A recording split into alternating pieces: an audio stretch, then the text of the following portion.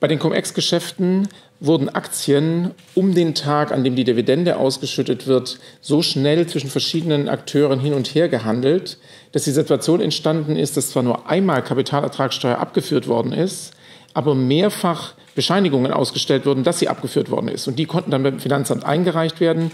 In der Summe hat also das Finanzamt dann etwas ausgezahlt, anstatt dass Steuer gezahlt worden wäre. Es gibt überhaupt keine ökonomische Grundlage für diese Geschäfte. Allein die Steuer vom Finanzamt zu bekommen, das Steuergeld rauszuholen, ist die Motivation.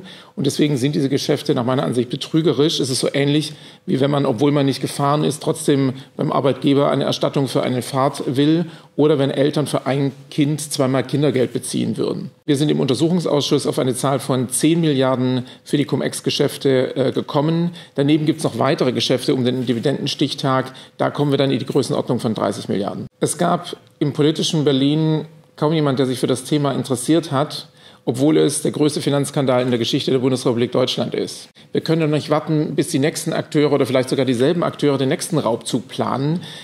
Das Steuergeld ist dafür da, öffentliche Dienstleistungen bereitzustellen und nicht, sie irgendjemand in den Rachen zu schieben. Am erschreckendsten war zu sehen, mit welcher Skrupellosigkeit die Leute genau wussten, dass sie uns allen in die Tasche greifen und uns ausrauben. Aber das war denen offensichtlich völlig egal. Es sind nicht nur wenige Täter, sondern es müssen hunderte Mitwisser auf jeden Fall gewesen sein, in Dutzenden von Instituten. Und das zeigt eben, wie wenig Leute mit Moral es gegeben hat, die da rechtzeitig Stopp gerufen haben. Nach 2008 konnte man ja nach dem Ausbruch der Finanzkrise den Eindruck bekommen, jetzt gibt es wirklich einen Kulturwandel. Neue Akteure haben teilweise gesagt, wir machen jetzt anders, nur noch anständige Geschäfte. Ich habe den Eindruck, das meiste davon ist leeres Gerede. Selbst in dem Zeitpunkt, wo eine Bank gerettet wurde, wurde gleichzeitig daran mitgewirkt, den Fiskus auszuplündern.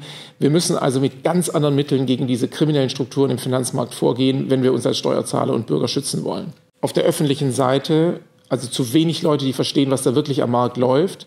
Und die Institutionen arbeiten erschreckend schlecht zusammen. Selbst im Geschäftsbereich eines Ministeriums, des Bundesministeriums der Finanzen, haben die unterschiedlichen Abteilungen und die Finanzaufsicht und die Steuerbehörde überhaupt nicht zusammengearbeitet und dadurch Jahre verloren in der Auseinandersetzung mit diesen kriminellen Strukturen.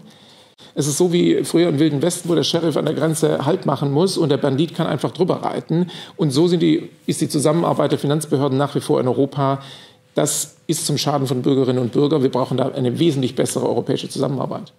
Die steuerlichen Fragen sind eben im europäischen Recht Sache der Mitgliedstaaten. Und da geht dann häufig der Kampf um die eigenen Steuereinnahmen los.